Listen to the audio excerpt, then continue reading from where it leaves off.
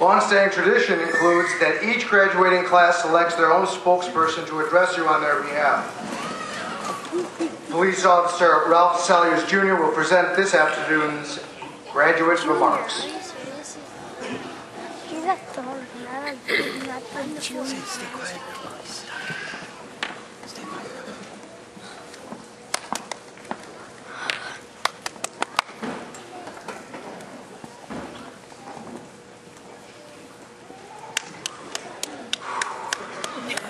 There's a lot of people out there.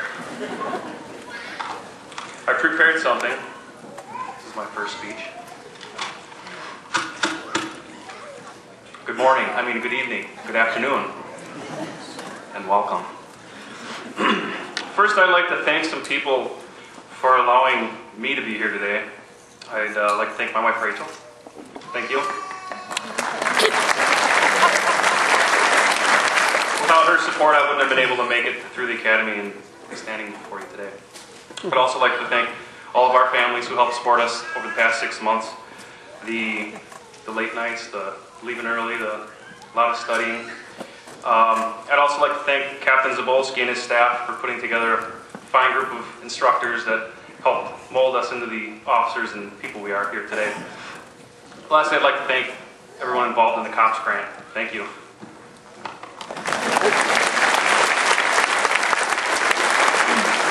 I want to apologize in advance. I'm a little nervous right now, if you can't tell. I'm not used to speaking in front of large crowds. The last time I really had to stand in front of a large crowd, I got to keep my back to the crowd, and I only had to practice 2 words. I do.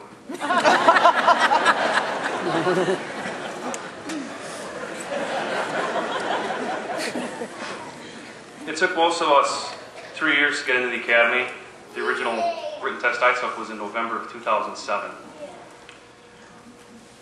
A few months after the written test, we had to run the obstacle course here at the academy and run the 1.5 miles, run outside, and I passed, obviously. A few months after that, we had to take a handwriting test and have an oral interview in front of a board.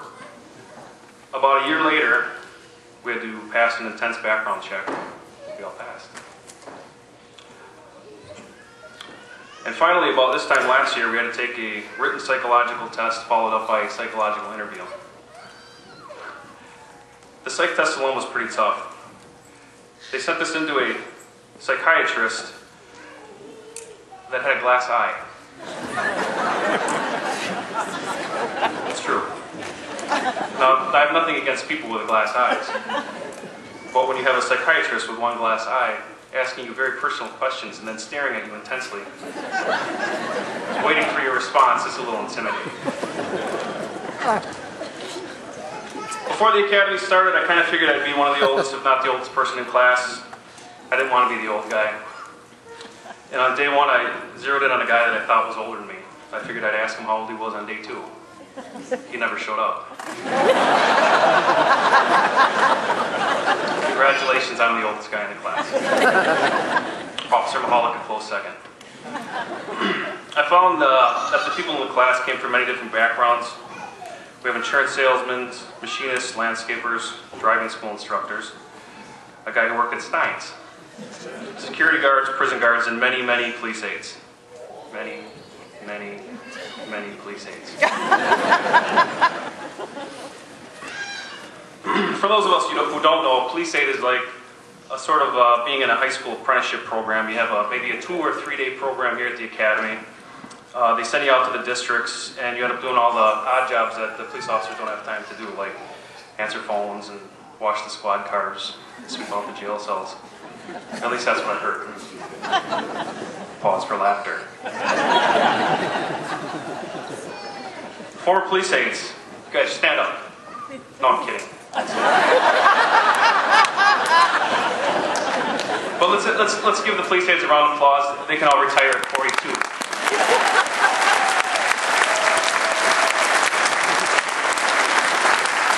I also learned we had some military people in the class, obviously.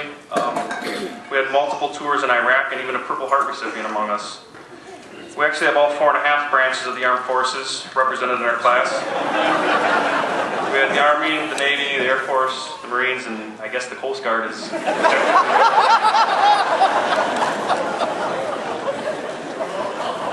It's true. Officer Strong, he'll be commanding whatever raft he can get his hands on.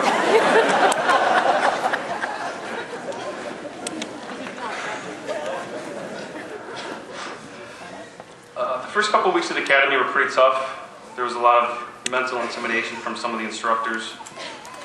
They told us that most of us wouldn't make it here today, but joke's on you. Most of us did. No one really talked much at first, besides the police aides. We all kept to ourselves and slowly started making friends, some closer than others. Officer Malden Lopez and Lopinato grew close.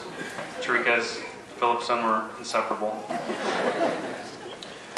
I remember Officer Cornejo telling us to survive as police officers, we need to constantly be aware of our surroundings and always have a plan, and another plan, and another plan, just in case. We had inspection every morning where the instructors came out and made sure that we looked squared away. Each instructor had their own style. Officer Bamba got people for their lack of shine on their shoes. Officer McKay got people for wearing their hats crooked. Officer Alba got us for not knowing our 10 codes. Sergeant Wickman got us on our gig lines. Sergeant Riley got us for not having our memo books. And Sergeant Cornejo got us for everything else. I think he was trained by the Gestapo. It's true. Some of us developed nicknames here at the academy, like Ninja, Tupac, Weasel, Mr. Pringles, Big Boy. Officer Pearson wasn't given the nickname Big Boy because he was the biggest guy in the class, but because he actually looks like Big Boy.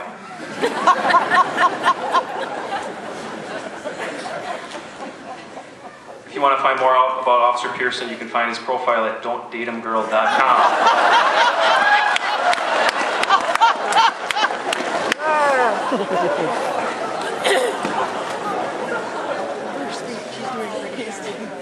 I was given a few nicknames, none of them really stuck. Ones I didn't really care for, like Gramps and Grandpa. Others that were alright, like Slayer. And the one I liked the most, which you can refer to me from now on, The Godfather. Thank you, Malone.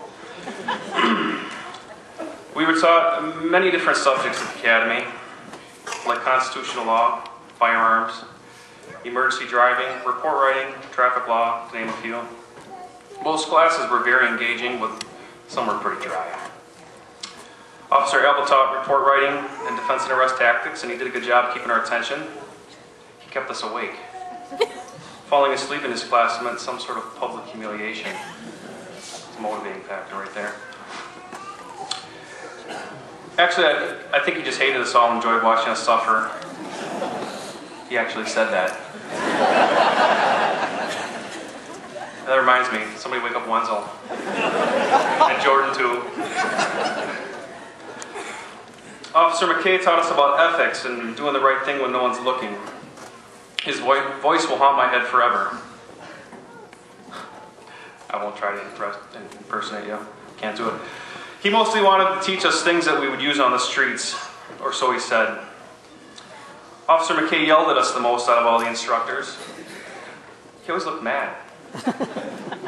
I don't think I actually saw him smile until week 14 during evac, but I think he was sleeping.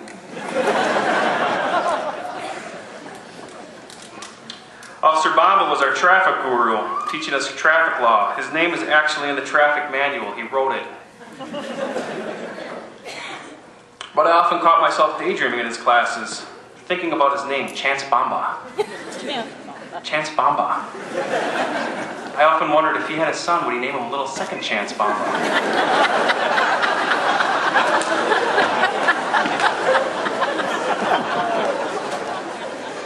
I thought I had it rough, a name like Ralph, but I still think his name sounds like a card game for adults.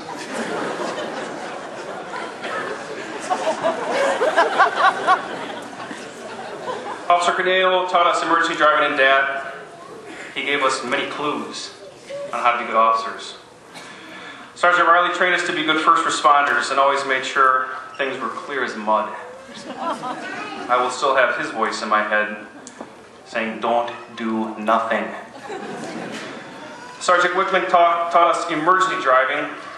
I later found out Sergeant Wickman was teaching emergency driving because she had done so much damage to squad cars throughout her career.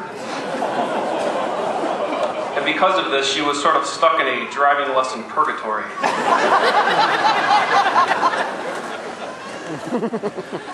There were many other subjects, many other instructors, too many to name, but none of them were rocket science. Pause for laughter. But they were all equally important, equally challenging.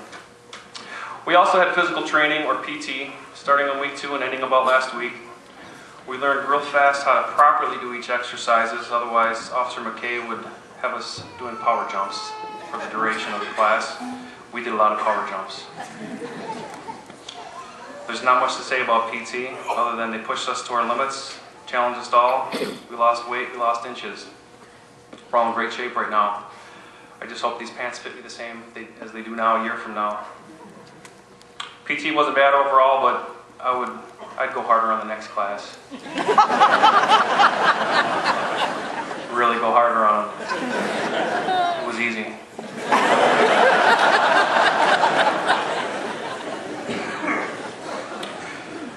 We even had to get pepper sprayed, and being pepper sprayed, for those of you who don't know, it's probably the most painful thing I ever had to put myself through, and I think the class would agree. It wasn't so much the stinging of the eyes, but the melting of the face that got to me. I was seriously at the point of a panic attack when the pain wouldn't go away, when I was suddenly distracted by what I thought was a tornado siren and an earthquake at the same time. When I finally got one eye open, I realized it was just Officer Keller screaming like a girl and beating the locker room.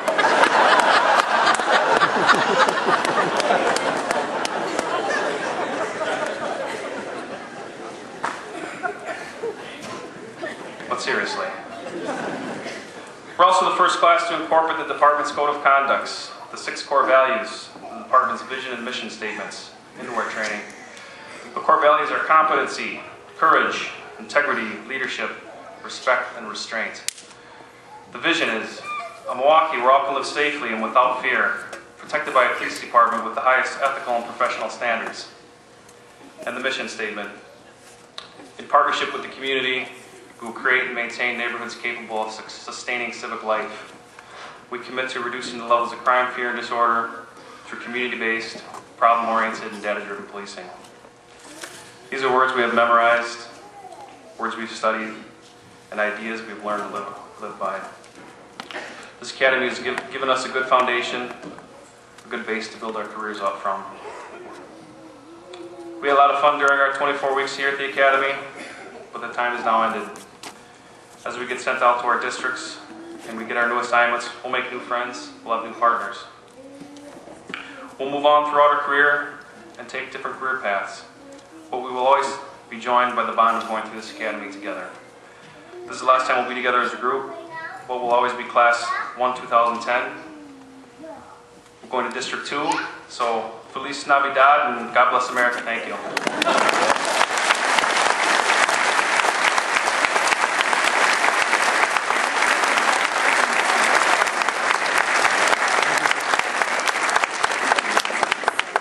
Okay, I said that was a long-standing tradition to have us, a member speak. We will be rethinking that after Mr. Salyer's. Just, by the way, your FTO in number 2, he's a one-eyed former captain of the Coast Guard.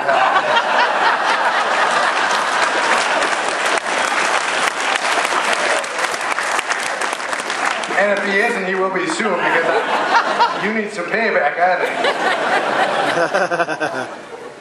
All right. Before we conclude this afternoon's graduation ceremonies, our audiovisual specialist, John Riemann, has prepared a short video presentation that we hope will all give you an idea of what these officers were exposed to over the last 23 and a half weeks of training. John, to his credit, has endured not only bad weather, long irregular hours to get video footage, he's also overcome his heaviest burden, editorial oversight.